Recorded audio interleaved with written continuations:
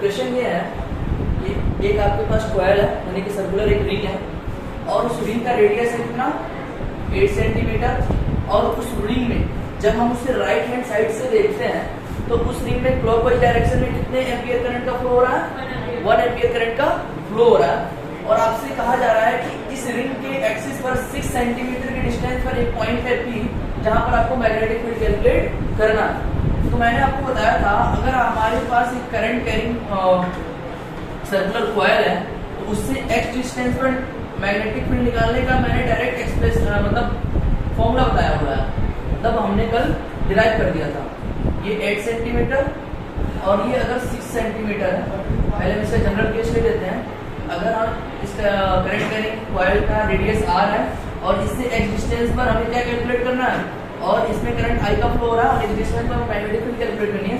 उसके लिए बताओ मैग्नेटिक फील्ड का फॉर्मूला क्या था, mu not I r square divided by 2 into x square plus r square का पावर 3/2। ये फॉर्मूला होता है, बस इस फॉर्मूले में आप पुट करके आंसर कैलकुलेट कर देना। इसमें इतनी बड़ी दिक्कत क्यों आ रही है? यहाँ पर देखो r इक्वल टू कितना है 8 सेंटीमीटर, 8 इसको SI यूनिट में चेंज करना पड़ेगा, ये हो जाएगा 8 × 10⁻² मीटर।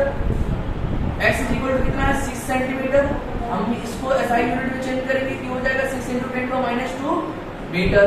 और I इक्वल टू आपको दिया हुआ है 1 एम्पियर।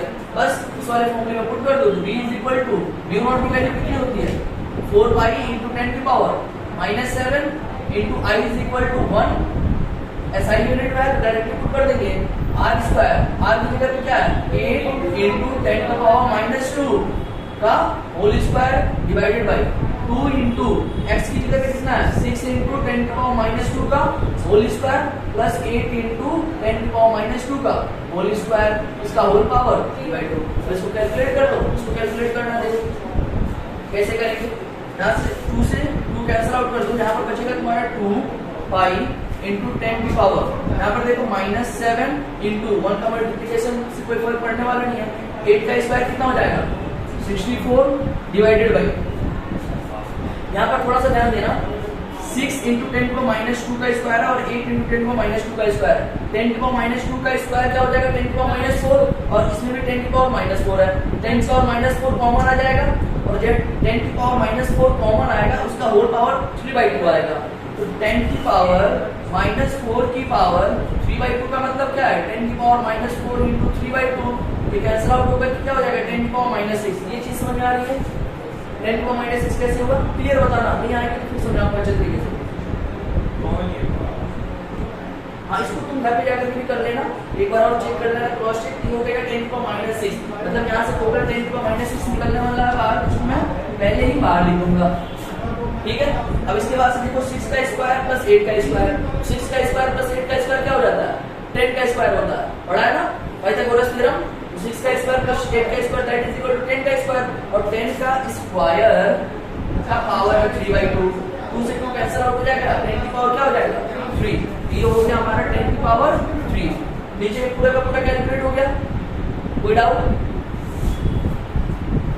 64 में 2 का मल्टीप्लिकेशन होगा तो बताओ, 64 में 2 का मल्टीप्लिकेशन होगा तो 128 पाई × 10 की पावर, यहाँ पर -7, ये जो भी ऊपर जाएगा इसका साइन चेंज हो जाएगा, तो +2 है तो -2 हो जाएगा, -6 है तो +6 हो जाएगा।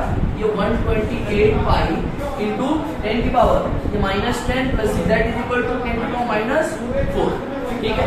अब पाई की वैल्यू रख करके इसको कैलकुलेट कर लो, तो पाई की वैल्यू यहाँ पर आएगी 22 डिवाइडेड बाई 7। देखो ये 7 से कटने वाला है,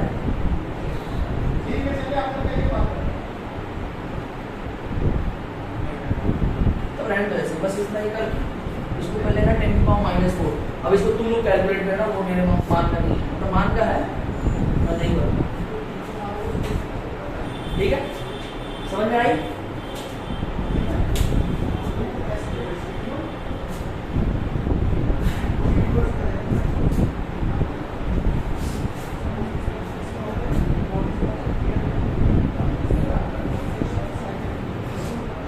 डायरेक्शन की बात करें, इस पॉइंट P पर मैग्नेटिक फील्ड का डायरेक्शन बताओ क्या होगा,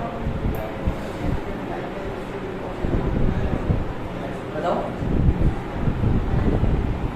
अंदर की तरफ ये रहो,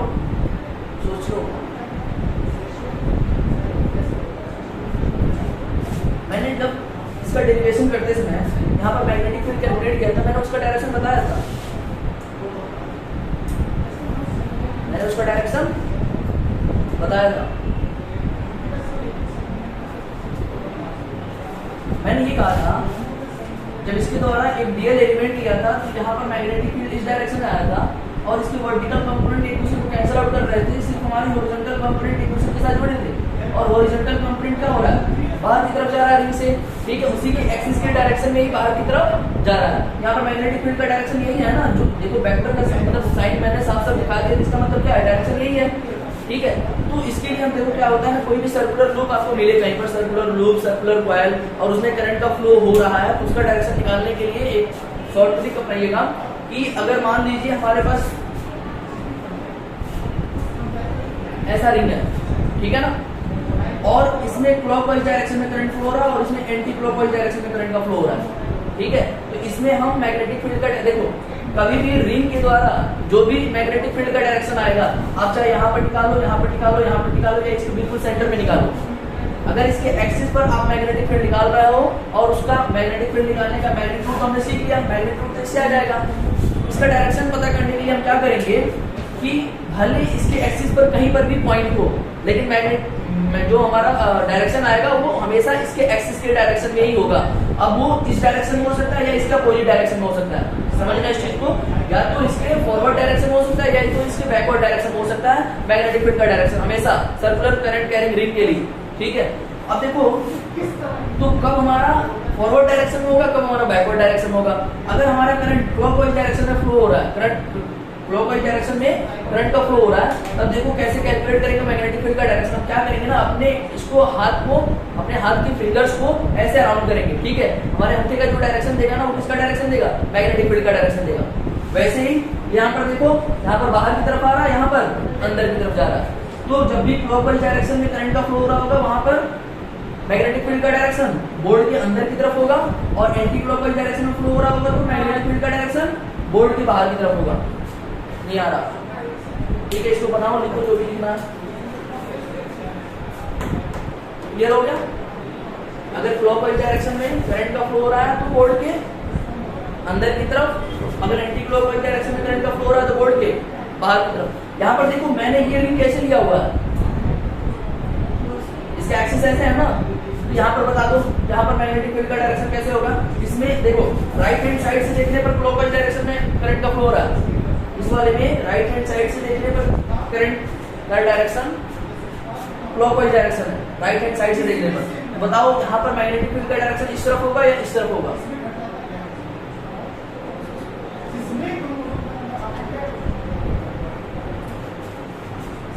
देखो ये जो हमारा रिंग है ना, यहाँ पर मैंने रिंग किसी बोर्ड के प्लेन में बनाया हुआ है, लेकिन ये रिंग मैंने बोर्ड के प्लेन में नहीं बनाया, बोर्ड के परपेंडिकुलर में बनाया। और राइट हैंड साइड से देखने पर इसमें क्लॉकवाइज डायरेक्शन में करंट फ्लो हो रहा है, राइट हैंड साइड से देखने पर।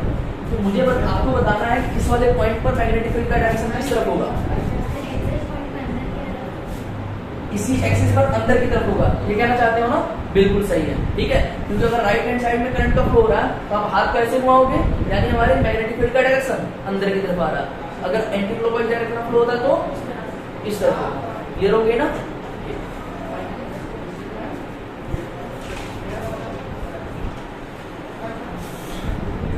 देख लो इसमें डायरेक्शन पता करने के लिए, इफ द फिंगर्स आर,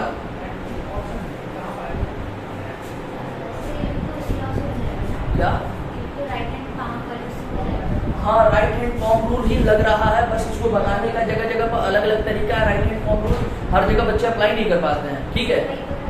हाँ वही है राइट हैंड थंब रूल, ये पूरा का पूरा, ये अभी तक मैंने जो 2, 3, 4 तरीके बताए ना, वो सारे के सारे राइट हैंड थंब रूल पे भी बेस्ट है। अगर right hand thumb rule apply करना आता है तो ये सब सारी चीजों को छोड़ देना, बिल्कुल ध्यान मत देना, राइट हैंड थंब रूल ही हमेशा अप्लाई करना है, ठीक है। ये शॉर्ट ट्रिक है थोड़े थोड़े बताने वाले कि अगर हमारा जो अगर सर्कुलर कॉइल है उस केस में हमारे जो मैग्नेटिक फील्ड का डायरेक्शन आएगा एक्सिस पर, केवल एक्सिस पर, केवल दो ही डायरेक्शन में आ सकता है, या तो एक्सिस पे बाहर की तरफ फॉरवर्ड डायरेक्शन में, या तो एक्सिस पर अंदर की तरफ, ये दो डायरेक्शन हो सकते हैं, ठीक है। तो इसके लिए लिख लो, इफ डायरेक्शन के लिए लिखो, अगर हमें डायरेक्शन कहीं पर बतानी हो सर्कुलर कॉइल में एक्सिस पर, तो if the fingers are curled, इसको हम कर्ल्ड कहते हैं। जैसे कि मान लो देखो यहाँ पर यहाँ पे करंट किस डायरेक्शन फ्लो हो रहा है ना, तो आप उंगलियों को ऐसे कर लो, ये कर्ल हो गए, ठीक है। तो ये देखो करंट के डायरेक्शन में है कर्ल हमारा, तो हमारा अंगूठा जो होगा वो क्या देगा, मैग्नेटिक फील्ड का डायरेक्शन दे देगा। और ये कर्ल किस डायरेक्शन में करेंगे, हमारा करंट किस डायरेक्शन में हो रहा है, तो हमें अपने उंगलियों को ऐसे करना पड़ेगा, तो ये हमारा किस जगह डायरेक्शन देगा, मैग्नेटिक फील्ड का डायरेक्शन दे देगा। तो लिखो if the fingers are curled along the current, curled along the current, then the stretched thumb will point towards the magnetic field, will point towards the magnetic field, point towards the magnetic field along the current, then the stretched thumb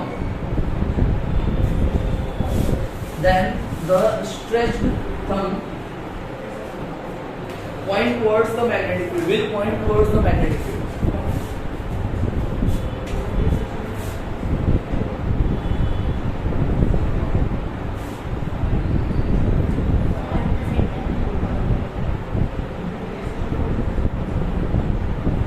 magnetic field at the centre, ठीक है। हमने पढ़ा था अगर हमारे पास ये current carrying ring है और इसमें करंट का फ्लो ऐसे हो रहा है और इसका रेडियस है r, ये इसका सेंटर है, ये इसकी एक्सिस है, इसके सेंटर से x डिस्टेंस पर एक पॉइंट है P, जहां पर हमने मैग्नेटिक फील्ड निकालने का फॉर्मूला हमने डिराइव कर दिया था mu not I into r square divided bye 2 into x square plus r square की पावर 3/2। ये मैग्नेटिक फील्ड मिल जाएगी पॉइंट P पे। अब हम कह रहे हैं मतलब हमें निकालना magnetic field at the centre of the ring, magnetic field at the centre of the ring. तो हमारे पास फॉर्मूला, जनरल फॉर्मूला मालूम है, magnetic field at the centre of the ring निकालनी है। क्या करेंगे, x को r को कर देंगे, सोचो ध्यान से, ये एक्सिस है, ठीक है, इसके सेंटर से x डिस्टेंस पर हमने मैग्नेटिक फील्ड निकालने का फॉर्मूला डिराइव कर लिया, x is equal to 0 put कर देंगे। अब हमें सेंटर पर मैग्नेटिक फील्ड चाहिए तो हम x इज इक्वल टू क्या पुट कर देंगे, 0 पुट कर देंगे, तो पॉइंट हमें मिल जाएगा। और हमें इसी सेंटर पर मैग्नेटिक फील्ड की एक्सप्रेशन चाहिए तो हम क्या कर देंगे, x is equal to 0 put कर देंगे, तो हमें मैग्नेटिक फील्ड, अगर हम इस पॉइंट सेंटर को C मान लेते हैं, magnetic field at centre that is equal to mu not I into r square divided by, जब x इज इक्वल टू आप 0 पुट करोगे तो ये क्या हो जाएगा, x इज इक्वल टू 0 हो गया, तो r स्क्वायर की पावर 3/2, तो स्क्वायर से जो हाफ है पावर वो कैंसिल आउट हो जाएगा, r क्यूब बचेगा नीचे, ठीक है ना, ये बचेगा 2r क्यूब, ये r स्क्वायर से r स्क्वायर कैंसिल आउट हो गया, सिर्फ नीचे r बचेगा, यानी कि magnetic field at the centre that is equal to mu not I upon 2r, magnetic field at the centre is equal to हो जाएगा mu not I upon 2r।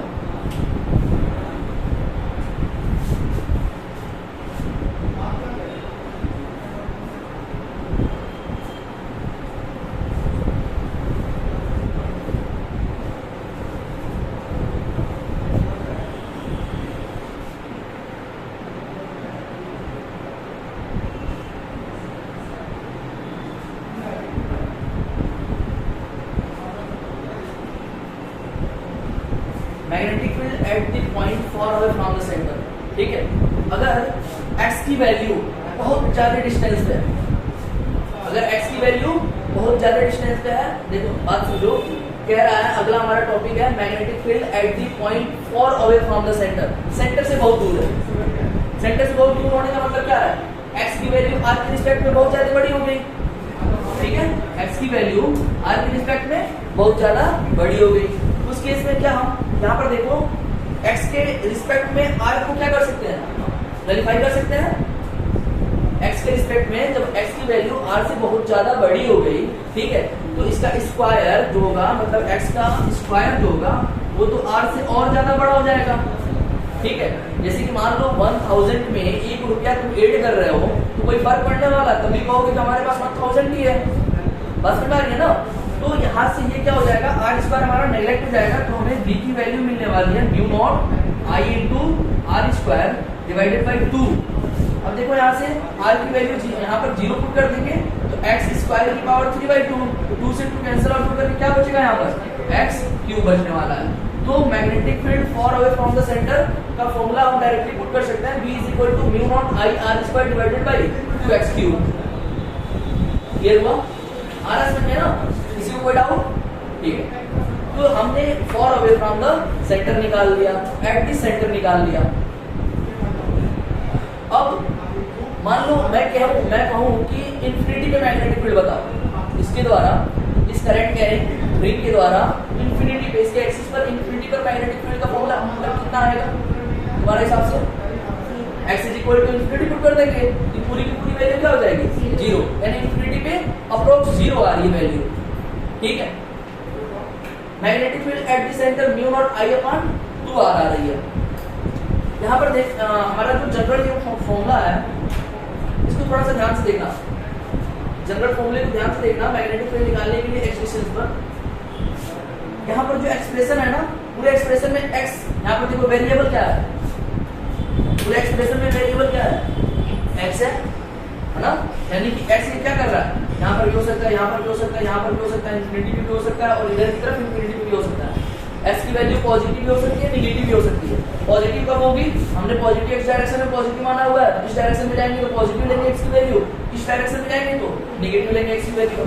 क्या अगर मैं x = 1 मीटर, जैसे मान लो यहाँ से 1 मीटर डिस्टेंस पर हमें मैग्नेटिक फील्ड चाहिए तो x = 1 मीटर पुट करूंगा ना, ठीक है, तो मान लो मैग्नेटिक फील्ड B आ रही है, मान लो मैग्नेटिक फील्ड B आ रही है, अगर मैं x = -1 पुट करूं, मतलब हमें 1 मीटर इधर की तरफ मैग्नेटिक फील्ड चाहिए तो x = -1 पुट करना पड़ेगा। जब मैं -1 पुट करूंगा तब मैग्नेटिक फील्ड क्या अलग आएगी? नहीं चेंज होगा, नहीं होगा, ध्यान से देखो, मैं 1 पुट करूं या -1 पुट करूं, x का स्क्वायर है ना, तो 1 का स्क्वायर या -1 का स्क्वायर 1 ही आएगा, यानी उसके मैग्नीट्यूड में कोई फर्क नहीं पड़ रहा है। अब मैं इधर की तरफ 1 मीटर जाऊं या इधर की तरफ 1 मीटर जाऊं, जो मैग्नेटिक फील्ड आएगा हमेशा सेम होगा, ठीक है, और उसके डायरेक्शंस में भी कोई फर्क नहीं पड़ने वाली, क्योंकि डायरेक्शन करंट के डायरेक्शन के ऊपर डिपेंड कर रही है। अगर करंट हमारा क्लॉकवाइज इधर से क्लॉकवाइज डायरेक्शन में है तो मैग्नेटिक फील्ड अंदर इधर की तरफ होगा, हमेशा इधर की तरफ होगा, हमेशा, या तुम यहाँ पर ले लो, यहाँ पर ले लो, यहाँ पर ले लो, हमेशा इधर की तरफ होगा। अगर एंटी क्लॉकवाइज डायरेक्शन में है तो हमेशा मैग्नेटिक फील्ड इस डायरेक्शन में होगा, ठीक है। तो तुम निगेटिव में वैल्यू पुट करो, मतलब इधर की साइड मैग्नेटिक फील्ड निकालो या इधर की साइड मैग्नेटिक फील्ड निकालो, सेम डिस्टेंस पे वो हमेशा कांस्टेंट रहने वाली है, ठीक है।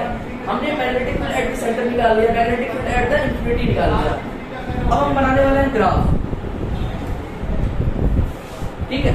मैं x एक्सिस पे ले ले रहा हूँ x की वैल्यू, ठीक है, ये है सेंटर हमारा, यानी x = 0, इधर x की वैल्यू हमारी इंक्रीज कर रही है, y एक्सिस पर मैंने ले लिया मैग्नेटिक फील्ड और पॉजिटिव y डायरेक्शन में मैग्नेटिक फील्ड हमारा इंक्रीज कर रहा है। सेंटर पर मैग्नेटिक फील्ड बताओ कितना है? μ0 I/2r। मैं मान लेता हूं कि यहाँ पर आएगा μ0 I/2r, ये हो गया हमारा μ0 I/2r। अब एक्सप्रेशन देखेंगे हम, एक्सप्रेशन में आया हुआ है जो B = μ0 I/r² divided by 2 × x² + r² की पावर 3/2, ठीक है। हम बना रहे हैं इसका ग्राफ, B वर्सेस x का ग्राफ बना रहे हैं, ठीक है। इसका बहुत बड़ा मैथमेटिक्स से समझाने की जरूरत नहीं है। देखो इसका ग्राफ कैसे आता है, हम ये तो जानते हैं ना, सेंटर पर मैग्नेटिक फील्ड कितना आएगा और सेंटर पर हाईएस्ट मैग्नेटिक फील्ड होता है। जैसे जैसे x की वैल्यू बढ़ाओगे, आप देखो ध्यान से, जैसे जैसे x की वैल्यू बढ़ाते जाओ तो नीचे वाली वैल्यू बढ़ेगी, नीचे वाली वैल्यू बढ़ने की वजह से पूरी की पूरी वैल्यू डिक्रीज होगी, समझना ध्यान से। x की वैल्यू अगर तुम बढ़ाओगे तो डिनोमिनेटर तुम्हारा क्या होगा? इंक्रीज करेगा, ठीक है। डिनोमिनेटर इंक्रीज करने की वजह से पूरा का पूरा नंबर क्या होगा तुम्हारा? डिक्रीज करेगा, यानी कि सेंटर पर हमारी जो मैग्नेटिक फील्ड होगी वो मैक्सिमम होगी, इंफिनिटी पर 0 होगी। ये ग्राफ कुछ ऐसे आता है।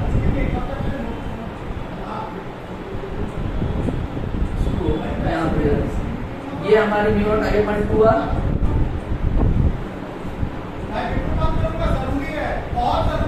ये ग्राफ होती है। और हम जानते हैं कि पॉजिटिव में वैल्यू ले, हम निगेटिव में वैल्यू ले और दोनों सेम है तो दोनों पर वैल्यू सेम आएगी। जैसे मान लो, अगर मैं मान लूं कि यहाँ पर हमारा -1 है और ये हमारा +1 है, तो ये वैल्यू क्या होगी? यहाँ पर मैग्नेटिक फील्ड B होगा, तो यहाँ पर मैग्नेटिक फील्ड B होगा। मतलब ये y एक्सिस के अराउंड इस तरफ और इस तरफ ग्राफ हमारा सिमिलर है।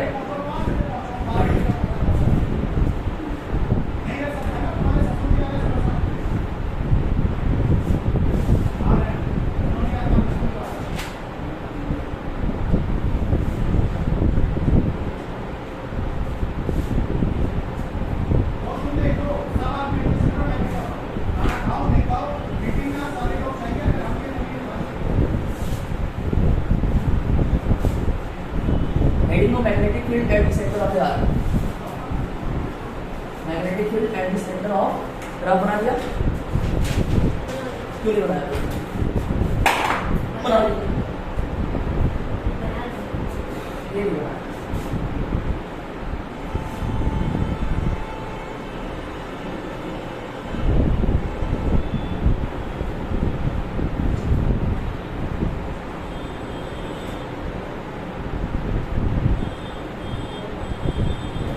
Magnetic field at the centre of an arc.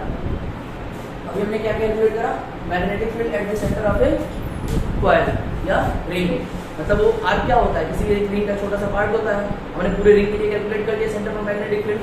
अब अगर हमें दिया हो कि उसमें से छोटा सा पार्ट दे दिया कोई, ठीक है, छोटा सा आर्क दे दिया, उसके द्वारा सेंटर पर मैग्नेटिक फील्ड की वैल्यू क्या आएगी?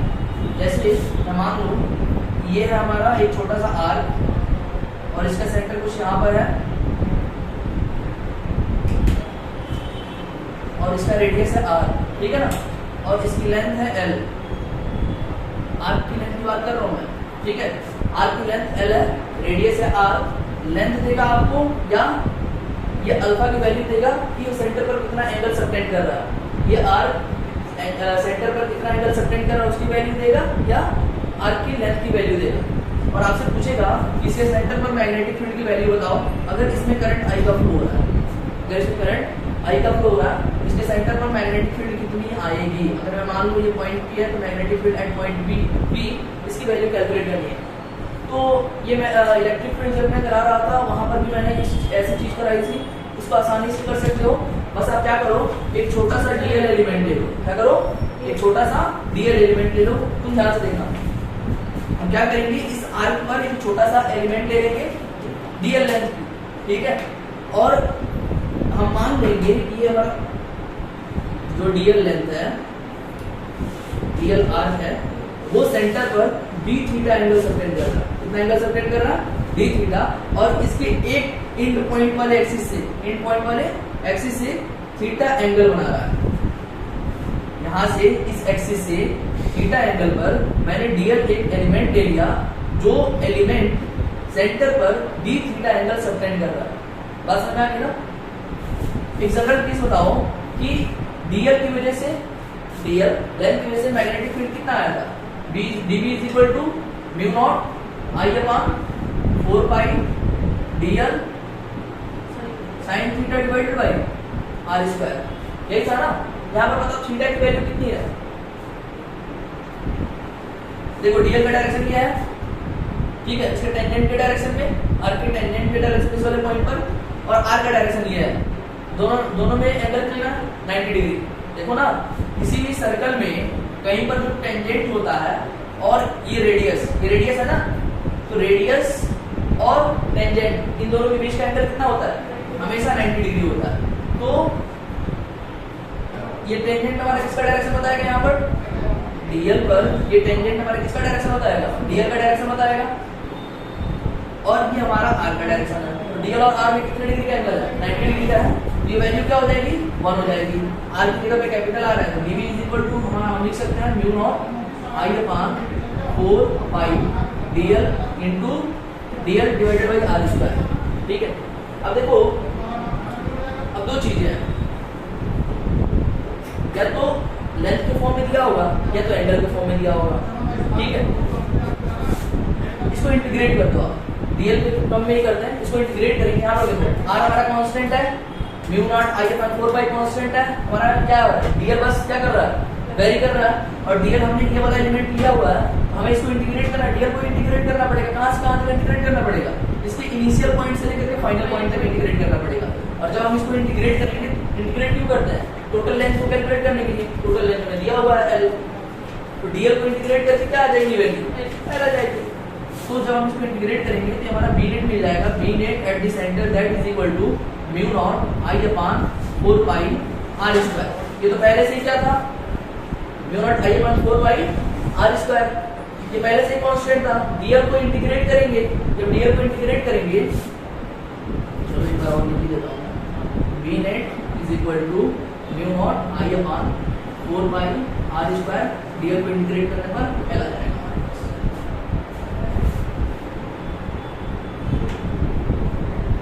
ठीक है, इसको एक और तरीके से कर सकते थे, यहाँ पर तुम्हें क्या करना पड़ता, mu not I upon 4 pi r square. Dl is equal to क्या लिख सकते हैं, ये बताओ आर का डीएल, यहाँ पर देखो ध्यान से थोड़ा सा, आर इज इक्वल टू क्या होता है बताओ, रेडियस इनटू थीटा, ये होता है ना, रेडियस इनटू थीटा। तो आर हमारा डीएल है, तो आर रेडियस हो गया हमारा, और डी थीटा एंगल सबटेंड कर रहा है, तो dl is equal to r d theta लिख सकते हैं। यहाँ पर मैं क्या लिख दूंगा, dl is equal to r d theta, एक आर से एक आर कैंसिल आउट हो जाएगा। अब हमें इसको क्या करना पड़ेगा, डी थीटा को इंटीग्रेट करना पड़ेगा, और जब डी थीटा को इंटीग्रेट करोगे आप, यहाँ से देखो ये वाला एंगल ले रहे हो ना, ठीक है, जब डी थीटा को इंटीग्रेट करोगे तो यहाँ से लेकर यहाँ तक इंटीग्रेट करना पड़ेगा, और ये टोटल एंगल आपको क्या दिया हुआ है, अल्फा दिया हुआ है, यानी डी थीटा को इंटीग्रेट करोगे तो क्या आ जाएगा, अल्फा आ जाएगा, इसकी वैल्यू आ जाएगी mu not I upon 4 pi into alpha. तो आपका जो बी नेट होगा ना, ये मैं लिख देता हूँ मैं, mu not I upon 4 pi are into alpha. Alpha के टर्म में ये फॉर्मूला होगा, लेंथ के टर्म में ये फॉर्मूला होगा, यहाँ से भी चेंज कर सकते हो आप। एल अपान आर बताओ क्या होगा, एल अपान आर क्या होगा, देखो एल टोटल लेंथ है और आर रेडियस है, L upon r total angle हो जाएगा, टोटल एंगल अल्फा है, तो एल अपान इसमें से एक आर निकाल लो वो क्या हो जाएगा, अल्फा हो जाएगा, एक आर रहेंगे तो बस, ये दोनों सेम चीजें हैं।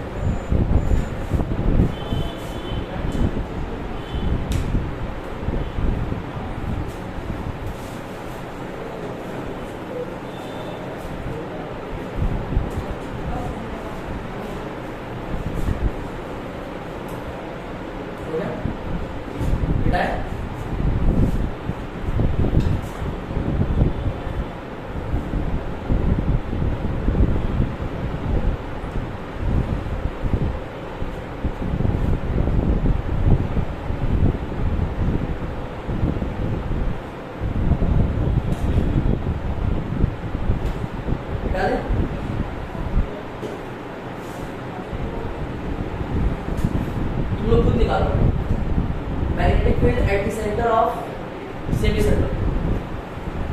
Magnetic field at the center of semicircle. Calculate करो.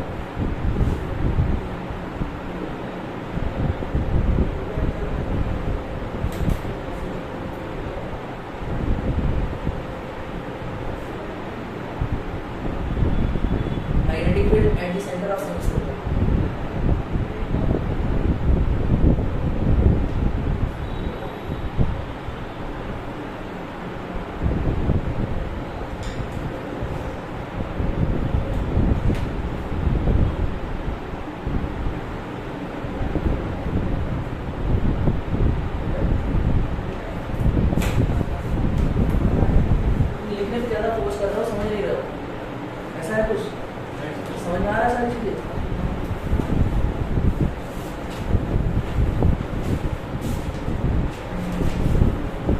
हेडिंग डालो magnetic field at the centre of semicircle. ना हेडिंग डालो तो बार बार हेडिंग मत डाला करो, कुछ ऐसा शॉर्ट फॉर्म लिख दिया करो, तुम्हें समझ में आ जाए अपने topic.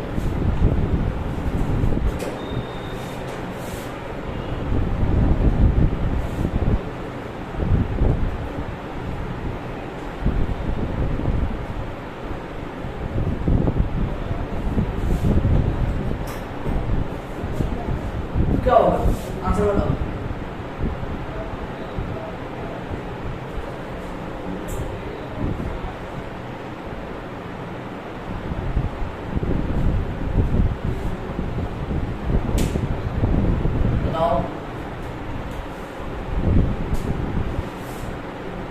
Magnetic field at the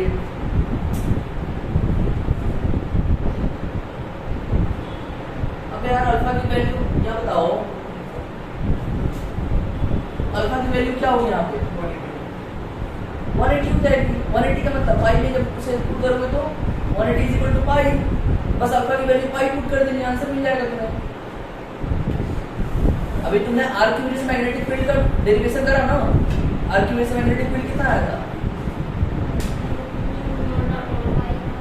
mu naught I upon 4 pi r square into r square जब होगा ना अपान आर स्क्वायर होगा तो एल होगा, अगर नीचे आर होगा तो ऊपर अल्फा होगा, ठीक है।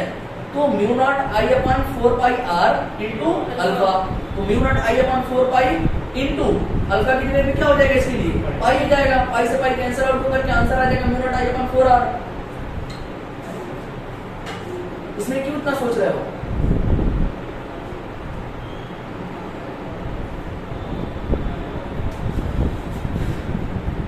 आर की वजह से मैग्नेटिक फील्ड का फॉर्मूला आया था mu not I upon 4 pi are into alpha. यहाँ पर अल्फा की वैल्यू कितनी है? Alpha is equal to pi है, B is equal to mu not I upon 4 pi are into pi, pi से पाई कैंसिल आउट हो गया यानी आ गया mu not I upon 4 R that is equal to B at the centre of semi circle.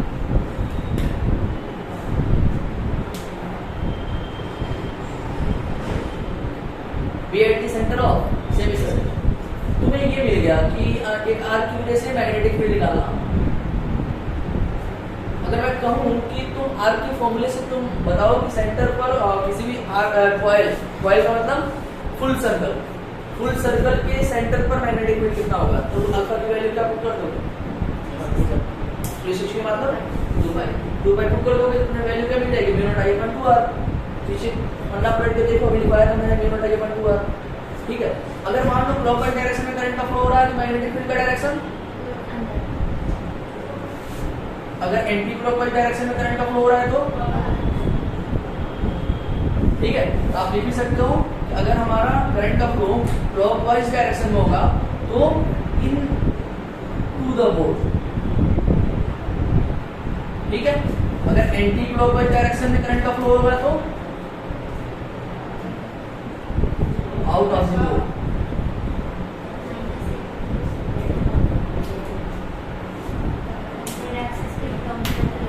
क्या? हाँ, मिटाएं इसको।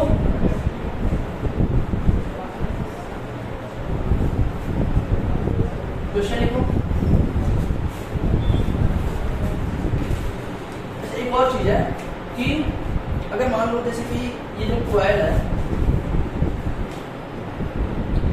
इसका रेडियस आर है, तो हमने जो मैग्नेटिक फील्ड कैलकुलेट करके mu is equal to mu not I into r square divided by r square plus x square की पावर 3/2 इंटू 2, ये मैग्नेटिक फील्ड आया था किसी भी मतलब कॉइल के एक्स एक्सिस पे। अगर मैं कहूँ कि ये जो कॉइल है ना हमारा मतलब कई कॉइल से मिलकर के बना हुआ, मतलब बहुत सारे कॉइल क्या करें रैप करे गए हैं वहां पर। ठीक है, तब मैग्नेटिक फील्ड अगर मैं मान लूँ कि number of turns is equal to N, N is the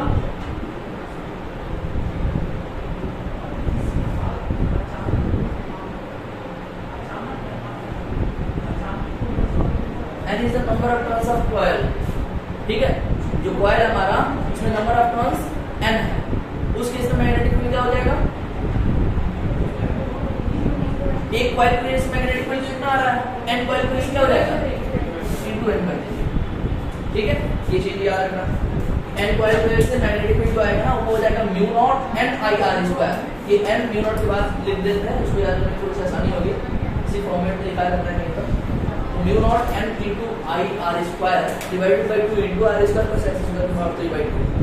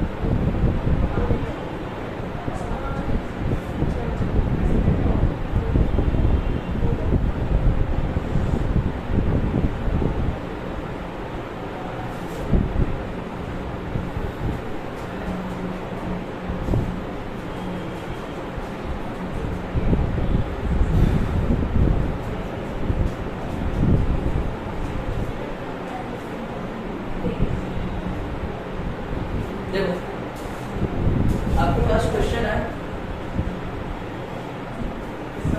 कि एक वायर है, ठीक है, इसको 4 पार्ट में डिवाइड करा गया है जिसमें से 2 लीनियर है और 2 सेमी सर्कल, ठीक है। एक सेमी सर्कल आपका ये है जिसका रेडियस R2 है, और एक सेमी सर्कल आपका ये है जिसका रेडियस R1 है, और दोनों का सेंटर सेम है। यहाँ पर दोनों का सेंटर सेम है, यहाँ पर है। करंट का फ्लो यहाँ से होना स्टार्ट हो रहा है, ठीक है। करंट ऐसे जा रही है Q में, और फिर Q से R तक ऐसे, फिर R से ऐसे, फिर ऐसे। आपको बताना है कि इस वाले पॉइंट पर, इसके सेंटर पर, जो दोनों आर्क का सेंटर है, दोनों सेमी सर्कल का सेंटर, उस सेंटर पर मैग्नेटिक फील्ड की वैल्यू, यहाँ पर मैग्नेटिक फील्ड कितनी होगी। जनरल बोलते थे कैलकुलेशन नहीं करनी है, बस एक्सप्रेशन लिख लोगे हो जाएगा। सोच समझ के करना डायरेक्शन के हिसाब से। देख लेना इसकी वजह से किस तरफ डायरेक्शन आ रहा है। 4 कॉइल है, 4 कॉइल। ऐसा जब कॉम्प्लेक्स क्वेश्चन हो तो उसको पार्ट में डिवाइड करो, देखो कि कितने पार्ट में डिवाइड हो सकता है। उसके बाद हर वायर की वजह से मैग्नेटिक फील्ड निकालो, डायरेक्शन देखो, फिर जोड़ो या घटाओ, फिर नेट मैग्नेटिक फील्ड निकालो।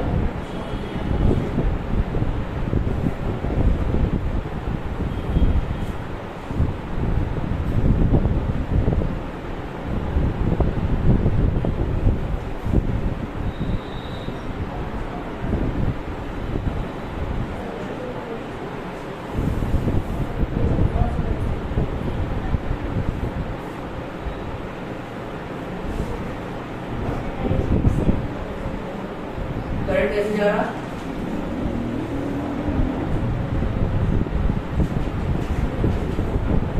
वायर है ना, एक लूप बना हुआ है, दिख रहा है ना लूप में करंट का कैसे फ्लो होता है जानते ही हो।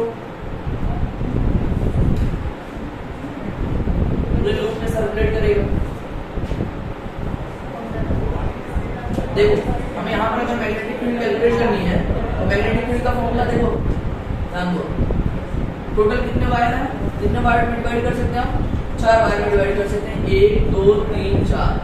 इसकी वजह से अगर इसमें देखो, इसमें करंट का फ्लो ऐसे हो रहा है, इसमें करंट का फ्लो कैसे हो रहा है, ऐसे हो रहा है, और इसमें ऐसे हो रहा है, और इसमें इस डायरेक्शन में ऐसे हो रहा है। यानी ऐसे करंट जा रहा है, ऐसे आ रहा है, और ऐसे चला जा रहा है।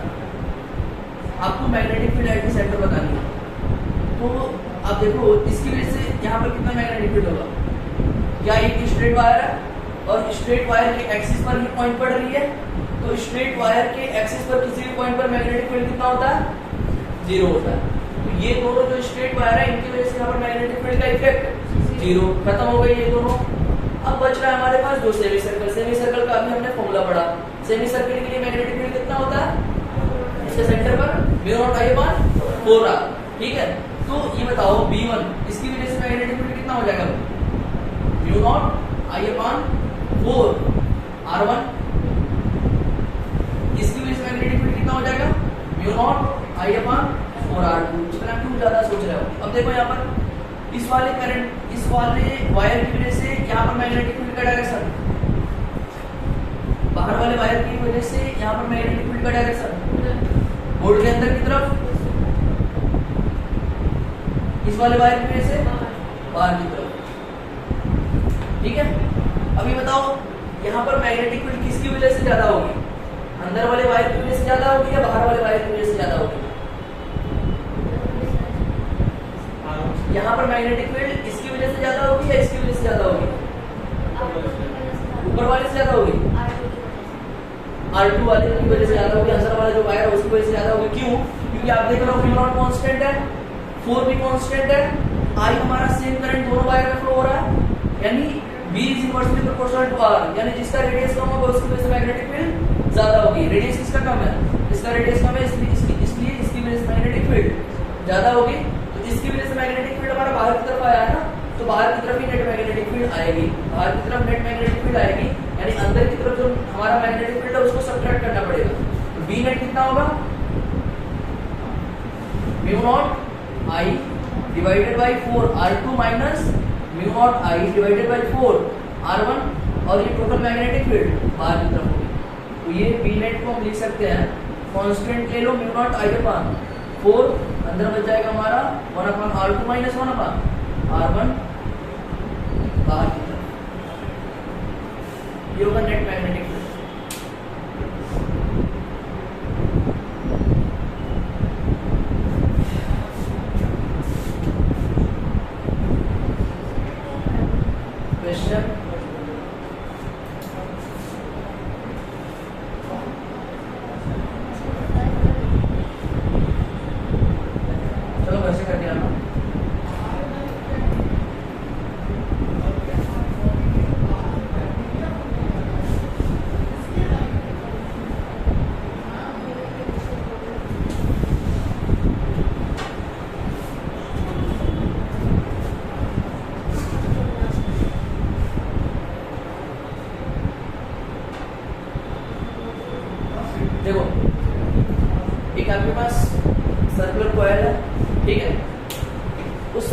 कॉइल के पास दो पॉइंट्स हैं, एक पॉइंट है ए, दूसरा पॉइंट है बी।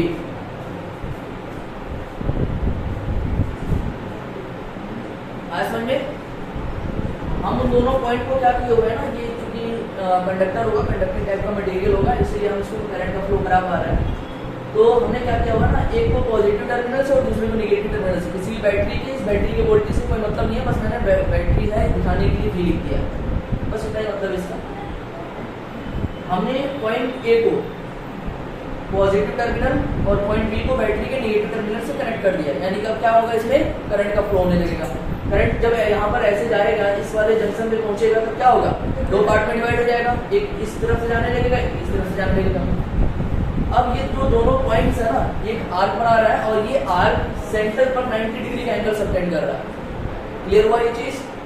अब 90 डिग्री का एंगल सबटेंड कर रहा है और ये सेम प्रॉपर्टीज के मटेरियल है, पूरा का पूरा जो वायर है सेम प्रॉपर्टीज का मटेरियल है। आपको I1 I2 कैलकुलेट कर लेना। I1 I2 कैलकुलेट करने के बाद आपको ये बताना है कि यहाँ पर मैग्नेटिक फील्ड कितनी आएगी।